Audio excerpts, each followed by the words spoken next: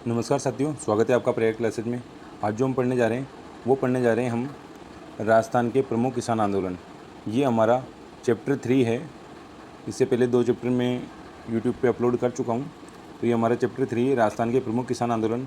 इसमें जो भी हमारे राजस्थान में प्रमुख किसान आंदोलन हुए, और ये टॉपिक आपके पटवार में, रीट में, एसआई में, यहाँ तक कि मतलब आरएस तक में भी पूछा जाता है। तो बहुत ही इंपॉर्टेंट टॉपिक है राजस्थान के प्रमुख किसान आंदोलन। और इन किसान आंदोलन में जो सबसे प्रमुख किसान आंदोलन माना जाता है वो माना जाता है बिजोलिया किसान आंदोलन। फिर एक अगला आता है बेंगू किसान आंदोलन, एक है बूंदी किसान आंदोलन, उसके अलावा हम पढ़ेंगे शेखावटी किसान आंदोलन। तो ये सभी हम देखेंगे, लेकिन सबसे पहले हम बात करेंगे बिजोलिया किसान आंदोलन की, ठीक है, क्योंकि जो इन सब में सबसे प्रमुख किसान आंदोलन है और जहाँ से राजस्थान में ही नहीं, मतलब लगभग ये माना जाता है कि पूरे भारत में किसान आंदोलन की शुरुआत हुई, ठीक है। तो वो सारी बातें हम इस वीडियो में करेंगे। तो आइए हम पढ़ते हैं। राजस्थान में ब्रिटिश सरकार के आधिपत्य की स्थापना के पश्चात यहाँ आर्थिक व सामाजिक परिस्थिति में परिवर्तन आया। तो पहला चेंज तो आ रहा था इकोनॉमी और जो सोशल चेंज आ रहे थे। यहाँ पे शासक अंग्रेजी संरक्षण के कारण स्वयं को सुरक्षित मानने लगे और अपनी किसान जनता के प्रति निरंकुश होने लगे। अब अंग्रेजों से जब राजाओं ने सहायक संधियाँ कर ली और उन्होंने उनको 1857 की क्रांति में सहायता भी दी, तो अंग्रेज और राजा एक दूसरे के सहयोगी बन गए, मित्र बन गए। साथ ही अंग्रेजों की नीतियों के कारण कुटीर उद्योग धंधे बर्बाद हो गए। तो यहाँ के उद्योग धंधे बर्बाद होते जा रहे थे। भूमि पर आश्रित जनसंख्या का प्रतिशत बढ़ने लगा। अब आप जानते हो कि जब उद्योग धंधे नहीं हो गए तो जनता के पास जो जीवन यापन का जो जीवन निर्वाह का जो क्षेत्र है, ठीक है, वो हमारे पास क्या रह जाएगा, वो हमारे पास रह जाएगा केवल कृषि। तो कृषि पे दबाव बढ़ने लग गया, प्रतिशत बढ़ने लग गया। इस प्रकार जब किसानों में असंतोष बढ़ता गया तो किसान आंदोलन के रूप में सामने आया। यानी किसानों ने अपने खिलाफ जो असंतोष भड़क रहा था, जो उन पर अत्याचार किए जा रहे थे, उनके खिलाफ जो असंतोष था, उसकी अभिव्यक्ति आंदोलन के रूप में की। तो सबसे पहले हम पढ़ते हैं बिजोलिया किसान आंदोलन। बिजोलिया किसान आंदोलन देखिए, बिजोलिया जो वर्तमान में भीलवाड़ा ज़िले में। अब यहाँ से क्या क्या प्रश्न बनते हैं, क्या क्या आपसे पूछे जा सकते हैं, उन सबकी हम चर्चा करते जाएंगे। सबसे पहला प्रश्न आ जाता है बिजोलिया कहाँ है। तो आप ध्यान रखना भीलवाड़ा ज़िले में। बिजोलिया कहाँ पे, तो याद रखना भीलवाड़ा ज़िले में। फिर पूछ लिया जाएगा कि ये किस तरह का ठिकाना था, प्रथम श्रेणी का, द्वितीय श्रेणी का। तो याद रखना ये मेवाड़ राज्य के अंतर्गत आता था, ठीक है। वहाँ आपको दे देंगे मेवाड़, मारवाड़, शेखावटी। तो ध्यान रखना मेवाड़ के अंतर्गत था। और किस तरह का ठिकाना था, तो प्रथम श्रेणी का ठिकाना था, ठीक है। इस जागीर की भौगोलिक बनावट इस प्रकार की थी कि यहाँ के किसान आंदोलन के समय बड़ी सुगमता से पड़ोसी सीमावर्ती राज्यों में पलायन किया कर सकते थे। तो ये काफ़ी अच्छी बात है और ये भी एक कारण है। और आप जानते हो कि जब लोग बाग ये जानते हैं कि हम यहाँ पे विद्रोह करने के बाद यहाँ से आसानी से निकल जाएंगे, बच के निकल जाएंगे, तो वो विद्रोह करने में आगे होते। और यही एक कारण था। अगर कभी पूछ लिया जाए कि बिजोलिया में आंदोलन सबसे पहले क्यों चालू हुआ, तो उसका सबसे जो इम्पोर्टेंट कारण है वो यही था कि पड़ोसी सीमावर्ती राज्यों में पलायन कर सकते थे, भाग सकते थे, इसलिए इन लोगों ने आंदोलन कर दिया। यहाँ के अधिकांश लोगों का जीवन निर्वाह, दूसरा कारण ये था कि जो जीवन निर्वाह वही कृषि पर आधारित था, तो आंदोलन करना था। तीसरा प्रमुख कारण माना जाता है वो माना जाता है धाकड़ जाति के लोग। तो ये आप याद भी रखना, क्योंकि प्रश्न भी पूछा गया है कि यहाँ किस जाति के लोग थे या किन्होंने आंदोलन किया, तो धाकड़ जाति के लोगों ने। ये भी प्रश्न पूछा हुआ है कि बिजोलिया आंदोलन किस जाति के लोगों ने किया, तो धाकड़ जाति के किसानों ने किया। वे अपने परिश्रम और दक्षता के लिए प्रसिद्ध जाति के रूप में संगठित और पंचायत व्यवस्था में उनकी दृढ़ निष्ठा थी। 1894 ईस्वी में राव गोविंदास की मृत्यु के बाद बिजोलिया ठिकाने के जागीरदारों व किसानों के संबंध में विभिन्न कारणों से कटुता आई और जिसका परिणाम क्या निकला, बिजोलिया किसान आंदोलन। तो ये इतनी बात हमने पढ़ी कि ये इसके सारे कारण थे कि जनता ज़्यादा निर्भर थी कृषि पर, पड़ोसी राज्यों से सीमा लगी हुई थी, वो आसानी से आवागमन कर सकते थे, भाग सकते थे वहाँ से बच के, जाति के रूप में संगठित थे, पंचायत में उनकी व्यवस्था थी। तो ये सारी कारण थे जिनकी वजह से बिजोलिया में किसान आंदोलन पनपा। यहाँ पे भी आपके एक प्रश्न बनता है कि बिजोलिया किसान आंदोलन का अध्ययन 3 भागों में किया जा सकता है, यानी बिजोलिया जो किसान आंदोलन है उसके हम पढ़ेंगे या 3 चरण। तो एक प्रश्न ये भी है, सिंपल सा प्रश्न है, लेकिन आपसे पूछा जा सकता है कि बिजोलिया किसान आंदोलन कितने चरणों में चला। तो आपको ध्यान रखना है कि बिजोलिया किसान आंदोलन के कितने चरण थे, 3 स्टेप थे। प्रथम चरण कब से कब तक चला, तो प्रथम चरण चला था 1897 से लेकर 1915 तक। कुछ किताबों में हमें 1914 भी देखने को मिलता है। तो 1897 से लेकर के 1915 ईस्वी तक ये पहला चरण चला। इस आंदोलन का नेतृत्व स्थानीय लोगों के द्वारा किया गया। तो ये भी एक महत्वपूर्ण प्रश्न है। आपसे पूछ लिया जाएगा कि बिजोलिया किसान आंदोलन का जो प्रथम चरण है उसका नेतृत्व किसने किया, तो नेतृत्व किया था स्थानीय लोगों ने। और स्थानीय लोगों में भी कुछ के नाम मैं आपको बताता हूँ, तो वो नाम आप ध्यान रखो। ये नाम पूछ लेते हैं, अगर स्थानीय लोगों के द्वारा नहीं आए तो फिर पूछ लेंगे कि कौन थे नेतृत्व करने वाले। तो एक व्यक्ति का नाम है जिनका नाम था साधु सीताराम दास। ठीक है, साधु सीताराम ये थे। इनके अलावा एक ब्रह्मदेव भी थे, ब्रह्मदेव, और एक फतेह कर्ण चारण, फतेह कर्ण चारण भी थे। तो अधिकांश तो आपसे यही पूछ लेता है। तो नेत्र कि स्थानीय लोगों के द्वारा कौन से चरण में किया गया, तो प्रथम चरण में, ठीक है। फिर द्वितीय चरण में हम पढ़ेंगे विजय सिंह पथिक आ गए, तृतीय चरण में माणिक्यलाल वर्मा जी आ गए। तो ऐसे भी प्रश्न पूछ लिए जाते, तो आप ध्यान रखना स्थानीय लोगों के द्वारा किया गया था प्रथम चरण में। प्रथम चरण कब से कब तक चला, 1897 से लेकर के 1915 तक। आगे हम बात करते हैं इसमें। द्वितीय चरण 1915 से लेकर के प्रारंभ हुआ और 1923 तक चला। आंदोलन का ये काल अत्यंत महत्वपूर्ण था। अब पर्सन कभी पूछ ले कि आंदोलन का जो 3 चरण थे, इन तीनों चरणों में सबसे महत्वपूर्ण काल कौन सा था, तो ध्यान रखना द्वितीय चरण, क्योंकि इसमें विजय सिंह पथिक नेतृत्व करेंगे। और इस काल में आंदोलन का संचालन राष्ट्रीय स्तर के योग्य और अनुभवी व्यक्तियों के द्वारा संपन्न हुआ। अब यह आंदोलन राष्ट्रीय मुख्यधारा से जुड़ गया। तीसरा चरण आंदोलन का प्रभाव काल था, यानी मतलब जिसको हम कहें डाउन होता गया, समाप्ति के कगार पर चला गया। 1941 में ये आंदोलन समाप्त हो गया। द्वितीय चरण महत्वपूर्ण क्यों है, ये जो सेकंड चरण है ये महत्वपूर्ण क्यों है, तो ध्यान रखना कि सेकंड चरण में क्या हुआ था। आगे हम पढ़ेंगे कि एक अखबार है, कानपुर से प्रकाशित होता है, प्रताप नामक समाचार पत्र, और उसके माध्यम से ये जो है विजय सिंह पथिक इसको पूरे भारत में क्या बना देंगे, आंदोलन को फेमस बना देंगे। इस वजह से द्वितीय चरण ज़्यादा इंपॉर्टेंट है इसमें। 1897 ईस्वी में बिचौलिया ठिकाने के हजारों किसान एक मृत्यु भोज के अवसर पर गिरधरपुरा गाँव में एकत्रित हुए। तो कौन से गाँव में एकत्रित हुए, तो ये आप ध्यान रखना गिरधरपुरा गाँव में एकत्रित हुए थे। ये ठिकाने के अत्याचार और शोषण के संतप्त किसानों ने एक दूसरे से विचार विमर्श किया और निर्णय लिया कि उनके प्रतिनिधि उदयपुर जाकर महाराणा फतेह सिंह से, ठीक है, ये फतेह सिंह वही है जो 1903 में दिल्ली दरबार में जा रहे होते हैं, लॉर्ड कर्जन के द्वारा जो आयोजित होता है। और जो हम पढ़ेंगे केसरी सिंह बारेट थे, वो इनको चेतावनी या चुंगटियाँ लिखते हैं। तो ये वही फतेह सिंह है जिनको दिल्ली दरबार में जाने से केसरी सिंह बारेट रोकते हैं। तो गिरधरपुरा गाँव में एकत्रित हुए और इन्होंने कहा कि महाराणा के प्रताप हमारे फतेह सिंह के पास भेंट करने के लिए जाएंगे, उनको ज्ञापन सौंपेंगे, एक तरह से अवगत कराएंगे, किंतु इस प्रकार का कोई परिणाम नहीं निकला। अब यहाँ पे 2 व्यक्तियों को भेजा जाता है। तो अगर आपसे ये उनके नाम भी पूछ ले, इसमें नहीं दे रखे, तो याद रखना नानजी पटेल और ठाकरी पटेल। नानजी पटेल और दूसरे व्यक्ति का नाम था ठाकरी पटेल, ठीक है। तो ये नानजी पटेल और ठाकरी पटेल को यहाँ पे भेजा जाता है। तो ये चीज़ आप ध्यान रखना। बुक्स बहुत बढ़िया है, इसमें बहुत सारे फैक्टर दे रखे, और जो बचे हुए जो इस बुक्स में नहीं है वो मैं आपको बताता जा रहा हूँ, उनको भी आप नोट डाउन करते रहो।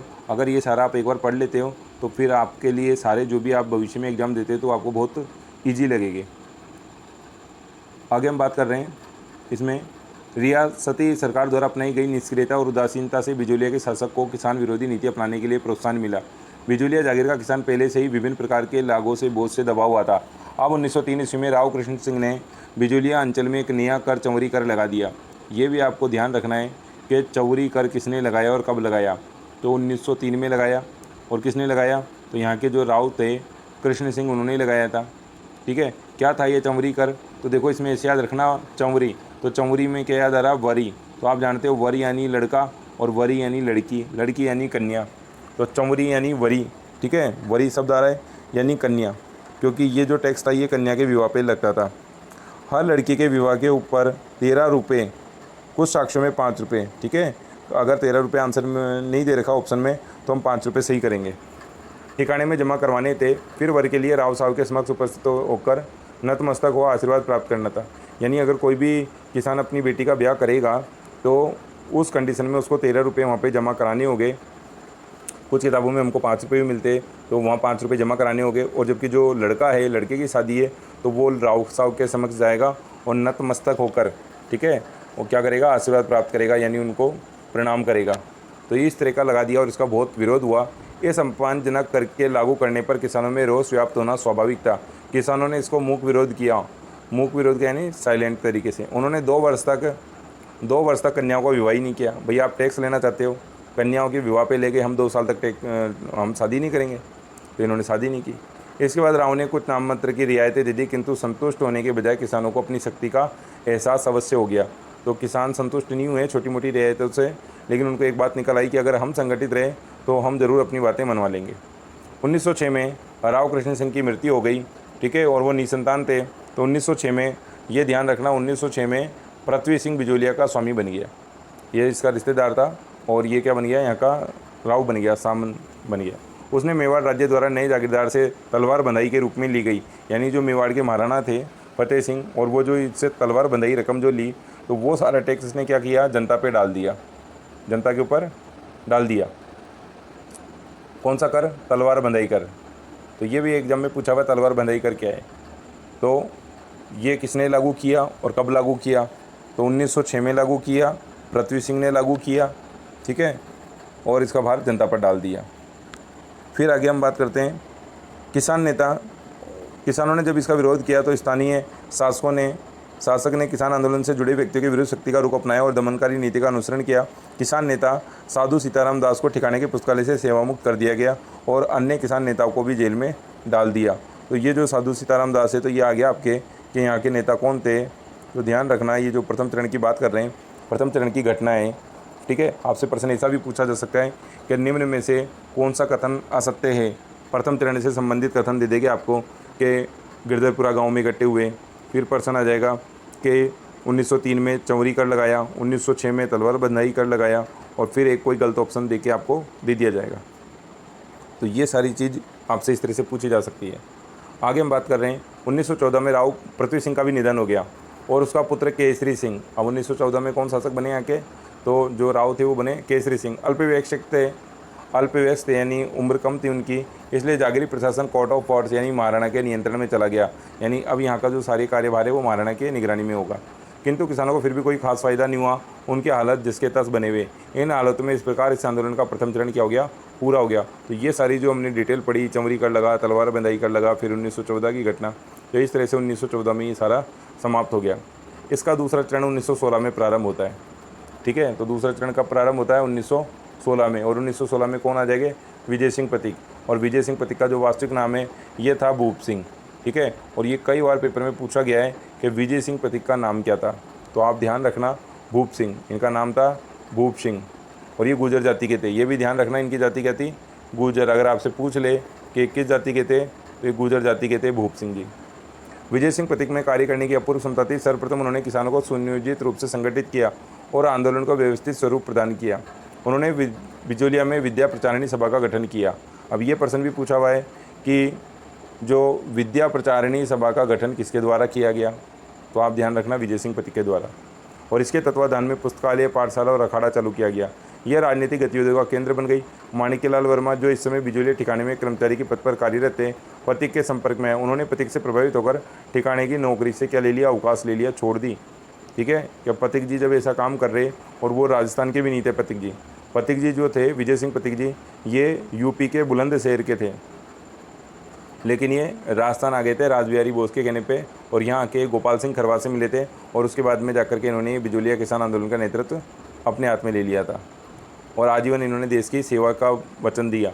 तो प्रश्न आपसे यहाँ पूछा जा सकता है, यहाँ आपके प्रश्न बन जाएगा, क्या प्रश्न बनेगा वो मैं बताता हूँ। प्रश्न यहाँ आपके बन जाएगा कि जो ऐसा कौन व्यक्ति थे या महापुरुष थे जिन्होंने पथिक जी से आजीवन देश सेवा का मतलब दे करके प्रण ले लिया। तो ये ध्यान रखना, देश सेवा की दीक्षा किससे ली, तो विजय सिंह पथिक से ली। किसने ली, तो माणिक्यलाल वर्मा ने ली। ये पूछ लेगा आपसे, तो शायद पहले पूछ भी रखा है। पथिक के साथ किसानों को संगठित करने के कार्य में जुड़ गए। इस कार्य में साधु सीताराम दास का भी पथिक को बड़ा सहयोग रहा। विजय सिंह पथिक ऊपरमाल क्षेत्र में अत्यधिक लोकप्रिय हो गए, ठीक है, और वहाँ के निवासियों ने महात्मा जी कहकर संबोधित करते थे। तो अब आपके नेक्स्ट प्रश्न ये भी पूछा जा सकता है कि महात्मा जी किसकी उपाधि है, ठीक है, और वो आप सीधा महात्मा गांधी कर दोगे। महात्मा गांधी ऑप्शन में नहीं है, महात्मा जी है। तो महात्मा जी जो उपाधि है ये विजय सिंह पथिक को दी थी। किसने दी थी, तो ऊपरमाल के जो निवासी थे, जो जनता है, उन्होंने दी थी प्रसन्न होकर। उनके आदेशों का पालन करने के लिए सदैव तत्पर रहते थे। पथिक किसानों की दुर्दशा से परिचित हो चुके थे। इस भयावह स्थिति के निवारण हेतु पथिक ने किसान आंदोलन को सक्रिय बनाने का निर्णय लिया और 1917 में हरियाली अमावस के दिन ऊपरमाल पंच बोर्ड के तत्वाधान में क्रांति का बिगुल बजा दिया। तो एक अगला नेक्स्ट प्रश्न आपसे ये पूछ लिया जाएगा कि 1917 में ये भी पूछा हुआ है कि ऊपरमाल पंच बोर्ड की स्थापना कब की गई, तो वहाँ 1917, 1919, 1920 ऐसे दे देगा। तो ध्यान रखना 1917 में की थी ऊपरमाल पंच बोर्ड की स्थापना, ठीक है। तो ऐसे याद रखो, 17 यानी खतरा। खतरा क्यों है, ऊपर पहुंच जाएंगे, तो हाथ नहीं लगाना, ऊपर पहुंच जाएंगे। कौन सा दिन है, ये दिन भी आपसे पूछा जा सकता है। तो हरियाली अमावस्या का दिन था। हरियाली अमावस्या कब आती है, तो आपको मालूम है कि सावन के महीने की जो मावस होती है, ठीक है, अमावस्या होती है सावन महीने में, तो ये सावन के महीने में आती है। पथिक ने किसानों को युद्ध का चंदा नहीं देने के लिए आह्वान किया। किसानों ने घोषणा की कि वे बेगार नहीं करेंगे। गोविंद निवास गांव के नारायण जी पटेल ने किसान ठिकाने में बेगार करने से इनकार कर दिया। इस पर ठिकाने के कर्मचारियों ने उसे पकड़ लिया और कैद में डाल दिया। इसकी सूचना मिलने पर किसान पंचायत के आदेश अनुसार किसानों के जत्थे बिजोलिया पहुंचने लगे। ठिकाने के प्रशासक भयभीत हो गए। उन्होंने नारायण जी पटेल को क्या कर दिया, जेल से मुक्त कर दिया और किसानों की ये प्रथम विजय मानी जाती है। पथिक ने किसानों को राष्ट्रीय स्तर पर लाने वे सहयोग दिलाने के उद्देश्य से प्रताप समाचार पत्र, ठीक है, जो मैं आपको पहले बता रहा था वो आ गया है आपके यहाँ पे, मोस्ट पर्सन आ गया है। ये कई बार एग्जाम्स में पूछा गया है कि किस समाचार पत्र में छपते थे, तो प्रताप नामक। निकालता कौन था, तो गणेश शंकर विद्यार्थी। कहाँ से निकलता था, तो कानपुर से प्रकाशित होता था ये। इन्होंने अपने पत्र में प्रताप में बिजोलिया आंदोलन संबंधी समाचार देने के लिए एक स्थायी स्तंभ भी खोल दिया कि डेली यहाँ पे बिजोलिया की सूचना मिलेगी। इस प्रचार के फलस्वरूप देशवासियों का बिजोलिया किसान आंदोलन की ओर क्या हुआ, ध्यान आकर्षित हुआ। जितने भी भारत के महान नेता थे, जो भी जन थे, तो उन तक बिजोलिया किसान आंदोलन की बात पहुंचने लगी। महात्मा गांधी ने बिजोलिया किसान आंदोलन संबंधी जानकारी प्राप्त करने के उद्देश्य से पथिक को बम्बई आमंत्रित किया। तो आपसे पूछ ले कि कहाँ पे गए थे पथिक जी मिलने, तो बम्बई गए थे। एक यहाँ पे आपको मैंने बताया, यहाँ पे इसमें दे नहीं रखा, तो ये जो कहाँ से समाचार, ये जो प्रताप नामक समाचार पत्र कहाँ से निकलता था, तो ध्यान रखना कानपुर से, ठीक है, कानपुर से निकला करता था।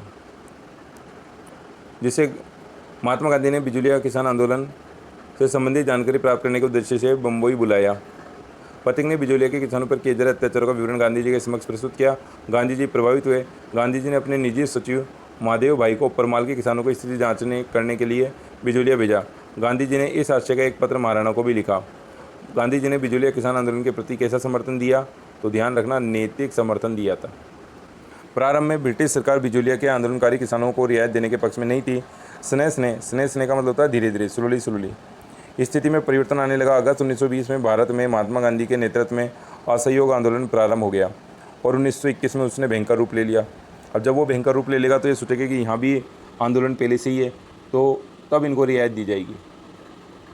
ऐसी स्थिति में ब्रिटिश सरकार ने निश्चय किया कि बिजोलिया किसान आंदोलन को तुरंत क्या कर दिया जाए, शांत कर दिया जाए, इसको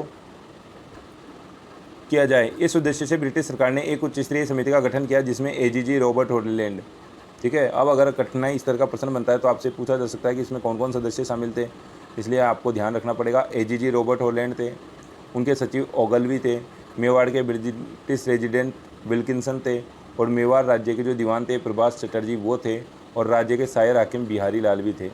तो ये सारे जो व्यक्ति है, ये सारे यहाँ पे जो ये कमेटी बनी इसमें सदस्य थे। लंबे विचार विमर्श के पश्चात 11 फरवरी 1922 को ठिकाने और किसानों के बीच क्या हुआ, समझौता हुआ। तो आपसे ये डेट भी पूछ सकते हैं कि ये समझौता किस तारीख को हुआ था, तो याद रखना 11 फरवरी 1922 को इनके बीच क्या हो गया, समझौता हो गया। एजीजी हॉलैंड ने किसानों के पक्ष में औचित्य को स्वीकार किया और समझौते के अनुसार किसानों को अनेक रियायतें दी गई और लगभग 35 प्रकार की लागें समाप्त कर दी गई। कहा जाता है कि यहाँ पे लगभग 84 प्रकार के लगान थे, टैक्स थे, उनमें से कितने 35 क्या कर दिए, समाप्ति कर दिए, माफ़ कर दिए, बिल्कुल ही हटा दिए। इस प्रकार 1922 ईस्वी में आंदोलन क्या हो गया, जब असहयोग आंदोलन समाप्त हो गया। इस तरह से ये आंदोलन ठंडा पड़ गया, शांत हो गया। असहयोग आंदोलन के समाप्त होते ही एजीजी किसानों के साथ समझौते के प्रति उदासीन हो गए, यानी उनको जो रियायतें दी गई थी उन पर वापस से टैक्स लगा दिए गए, ठीक है। बिजोलिया के जागीरदारों ने समझौते का उल्लंघन करते हुए किसानों पर पुनः नई लागें लगा दी, लगान की मांग भी क्या कर दी, बढ़ा दी, टैक्स बढ़ा दिया। 1923 से 26 का समय किसानों ने बड़ी तकलीफ में गुजारा। मार्च 1927 में किसान पंचायत हुई जिसमें रामनारायण चौधरी और माणिक्यलाल वर्मा भी उपस्थित थे। पथिक ने किसानों को बारानी भूमि छोड़ने, बारानी भूमि का मतलब है कि आप भूमि को बो मत, भाई जब फसल होती है तो टैक्स देना पड़ता है, तो ना फसल होएगी ना टैक्स देना पड़ेगा, तो हो सकता है कि महाराणा दबाव में आकर के टैक्स कम कर दें। अहिंसात्मक साधनों से आंदोलन को जारी रखने का सुझाव दिया, किंतु ये प्रयोग क्या हुआ, असफल हुआ। क्यों? क्योंकि किसानों ने उनकी बात मानी, लेकिन राजा ने क्या कहा, क्योंकि ज़मीन राजा की हुआ करती थी उस समय, तो जो ज़मीन थी उस पर उन्होंने बाहरी राज्यों से किसान मंगवाए, ठीक है, भाड़े पे मंगवाए और उनसे खेती करवाना चालू कर दिया। तो जब किसान ये देखने लगे तो फिर उन्होंने देखा कि इससे तो हमको हानि ही हो रही है, तो उस कंडीशन में उन्होंने कई लोग वापस से महाराणा के पास चले गए और खेती करना उन लोगों ने प्रारंभ कर दिया। तो इसके फलस्वरूप क्या हुआ, इसके फलस्वरूप ये हुआ कि 20 जुलाई 1931 को सेठ जमनालाल बजाज ने उदयपुर में महाराणा और सर सुखदेव प्रसाद से व्यापक विचार विमर्श किया। एक सेकेंड, यहाँ पे थोड़ा सा छूट गया क्या, नहीं देखो हम बात कर रहे थे, ठीक। 20 जुलाई 1931 को सेठ जमनालाल बजाज, सही है भाई, उदयपुर में महाराणा से सुखदेव प्रसाद से व्यापक विचार विमर्श किया, जिसके फलस्वरूप समझौता हो गया। हालांकि उदयपुर ने इसका पालन नहीं किया, किंतु जब मेवाड़ प्रजामंडल आंदोलन का व्यापक प्रसार हो रहा था तो इस बेसे की किसान प्रजामंडल से न जुड़ जाए कुछ पहल आवश्यक थी। 1941 में मेवाड़ के दीवान टी विजय राघवाचार्य ने राजस्व मंत्री डॉक्टर मोहन सिंह मेहता को बिजोलिया भेजा, जिन्होंने किसान नेताओं और अन्य नेताओं से बातचीत कर किसानों की समस्या का समाधान करवाया। किसानों को उनकी ज़मीनें वापस दे दी गई और इस प्रकार ये आंदोलन क्या हो गया, समाप्त हो गया। तो ये जो बिजोलिया का जो किसान आंदोलन था ये समाप्त हो गया 3 चरणों में। तो आप कुछ मेन बातें ध्यान रखना कि यहाँ के जो प्रथम चरण के जो नेता थे वो थे साधु सीताराम दास, द्वितीय चरण के पूछ ले तो विजय सिंह पथिक, और तृतीय चरण के पूछ ले तो माणिक्यलाल वर्मा, ये इनके प्रमुख नेता भी थे। आगे हम बात करते हैं बेंगू किसान आंदोलन की, ठीक है। ये हुआ था 1921 में, 1921 में आंदोलन हुआ था ये। फिर बिजोलिया किसान आंदोलन से प्रेरणा पाकर बेंगू, क्योंकि बेंगू भी मेवाड़ के अंदर आता था, किसानों ने भी अनावश्यक और अत्यधिक करों की लागबाग और बेट बेगार और सामंती जुल्मों के विरुद्ध राम नारायण चौधरी के नेतृत्व में, कहा जाता है ये गए तो थे विजय सिंह पथिक के पास, लेकिन विजय सिंह पथिक ने कहा कि मैं क्योंकि बिजोलिया किसान आंदोलन का नेतृत्व कर रहा हूँ, बहुत बिजी रहता हूँ, मेरे पास टाइम नहीं है, तो आप रामनारायण चौधरी जी को ले जाओ, ठीक है। तो उनके कहने पर रामनारायण चौधरी के नेतृत्व में, तो आपसे तो यूँ ही पूछेगा कि बेंगू किसान आंदोलन का नेतृत्व किसने किया, तो आप ध्यान रखना रामनारायण चौधरी ने किया, ठीक है। आंदोलन कब हुआ था, 1921 में आंदोलन शुरू किया। बेंगू के किसान 1921 में मेनाल के भेरूकुंड के नामक स्थान पर एकत्रित हुए, सामंती दमन चक्र चलता रहा। 1923 में रूपाजी और कृपाजी धाकड़ सेना की गोलाबारी से शहीद भी हो गए। तो ये एक नाम आपको याद रखना, ये पूछ लिया जाता है, प्रश्न ऐसे आता है कि रूपाजी और कृपाजी का संबंध कौन से आंदोलन से, इतनी सी बात देगा कि रूपाजी और कृपाजी का संबंध कौन से आंदोलन से, तो याद रखना बेंगू किसान आंदोलन से। लेकिन किसान अपनी मांगों के लिए जूझते रहे, यद्यपि बेंगू के ठिकानेदार ने कृषकों से समझौता करने का प्रयास भी किया, लेकिन उसे अमान्य कर दिया गया, ठीक है। और समझौता करने का प्रयास किया, मान्य कर बेंगू आंदोलन को कुचलने का प्रयास किया गया। मेवाड़ सरकार आंदोलन को दबा नहीं सकी। बेंगू के ठाकुर अनूप सिंह ने, यह नाम याद रखना, अनूप सिंह और राजस्थान सेवा संघ के मध्य एक समझौता हुआ था और इसको बोलेशेविक समझौते का नाम दिया गया, ठीक है। तो बोलेशेविक, जैसा कि हम पढ़ते हैं कि रूस में क्रांति हुई थी, विप्लववादी, तो उसी तरह से क्या है कि जो महाराणा थे उन्होंने कहा कि इस समझौते को मैं स्वीकार नहीं करता, ये ठिकाने के जो ये ठाकुर है अनूप सिंह, इन्होंने कर लिया है, तो इनको भी बाद में यहाँ से बर्खास्त कर दिया, जेल में डाल दिया। तो प्रश्न ऐसे आता है बोलेशेविक समझौता कहाँ हुआ, तो ध्यान रखना बेंगू में। रूपाजी कृपाजी का संबंध कहाँ है, तो बेंगू से, ठीक है।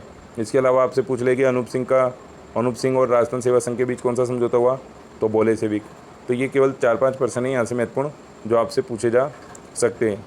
आगे की बात करेंगे हम नेक्स्ट वीडियो में, क्योंकि ये काफ़ी 28 मिनट के समथिंग का वीडियो हो गया है, तो आप इसको एक बार देखिए वीडियो को अच्छे, ठीक है। यहाँ मैंने जो इंपॉर्टेंट क्वेश्चन बताए उनको नोट डाउन कीजिए और वीडियो को लाइक कीजिए, सब्सक्राइब कीजिए चैनल को और अपने सभी मित्रों को शेयर कीजिए ताकि वो भी इसका लाभ उठा सकें और मैं आपके लिए नए अच्छे वीडियो कंटेंट के साथ बना सकूं। तो मिलते हैं नेक्स्ट वीडियो में। Thank you.